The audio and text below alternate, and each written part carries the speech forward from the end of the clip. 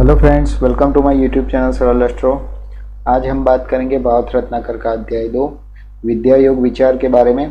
उसके अंदर आज हम श्लोक नंबर 1 और 2 के बारे में बात करेंगे।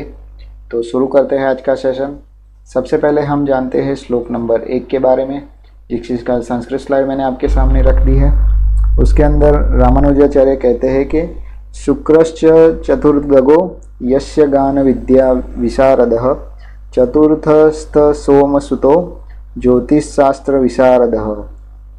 अब इसके अंदर रामानुजाचार्य कहना चाहते हैं कि अगर शुक्र आपका चौथे स्थान के अंदर हो तो वो जातक गान विद्या और गीत कला के अंदर निपुण होता है। अगर चतुर्थ स्थान के अंदर बुध हो तो जातक ज्योतिष शास्त्र के अंदर निपुण होता है। अब एग्जाम्पल के तौर पे हम कुंडली के हिसाब से जानेंगे तो देखिए, इधर मकर लग्न की कुंडली है और चौथे स्थान के अंदर शुक्र विराजमान है।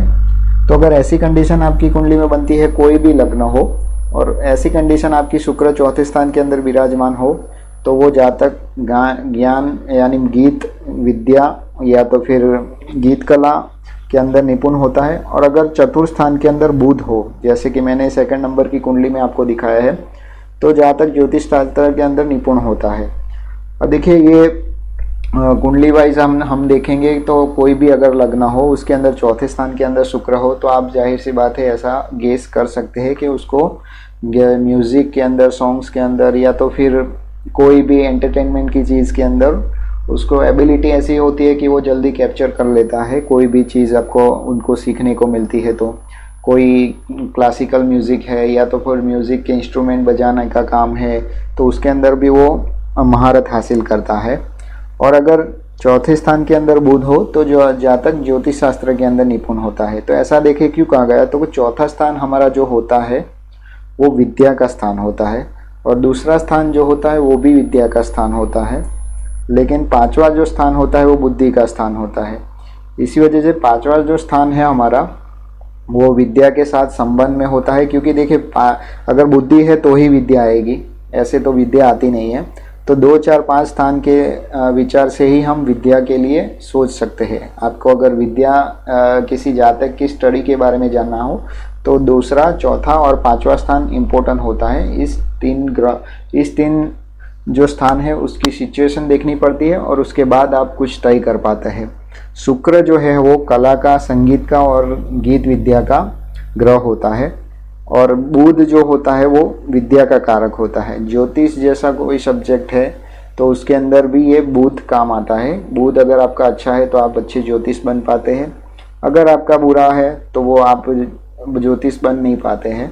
इसी वजह से रामानुजाचार्य ने ये कहा है कि चौथे स्थान में अगर शुक्र हो तो वो गीत कला के अंदर महारत हासिल करता है और चौथे स्थान के अंदर बुध हो तो वो ज्योतिष शास्त्र के अंदर महारत हासिल करता है। अब बात करेंगे श्लोक नंबर 2 के बारे में। श्लोक नंबर 2 की संस्कृत स्लाइड मैंने आपके सामने रख दी है। उसके अंदर रामानुजाचार्य कहते हैं कि रविर्वा बुध राहुर्वा पंचम स्थान संस्थिता ज्योतिर्विद्या प्रवीण्यस्य द्विष वेदवरो भवेत्। तो इसके अंदर रामानुजाचार्य कहते हैं कि सूर्य, बुध या तो फिर राहु पंचम स्थान के अंदर हो तो जातक ज्योतिष विद्या के अंदर प्रवीण होता है या तो फिर विश्ववैद्य होता है। विश्ववैद्य यानी अगर किसी को जहर दिया गया है, किसी को सांप काटा है, तो उसके अंदर जो काम आते हैं वो वैद्य होते हैं। पहले के ज़माने में के वैद्य होते थे, अभी तो डॉक्टर होते हैं। तो डॉक्टर के बारे में भी आप सोच सकते हैं। तो देखिए, अब एग्जाम्पल के तौर पे हम जानेंगे तो इधर मकर लग्न की कुंडली है, उसके अंदर पांचवें स्थान के अंदर सूर्य, बुध और राहु विराजमान है। तो देखिए, इन तीनों में से कोई भी एक ग्रह विराजमान हो, सूर्य, बुध या तो फिर राहु पंचम स्थान के अंदर विराजमान हो, तो जातक ज्योतिष विद्या के अंदर महारत हासिल करता है या तो फिर विश्ववैद्य बनता है।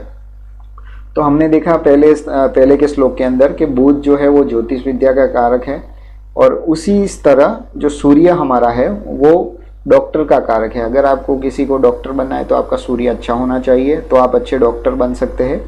और राहु जो होता है वो विष का प्रतिनिधित्व करता है।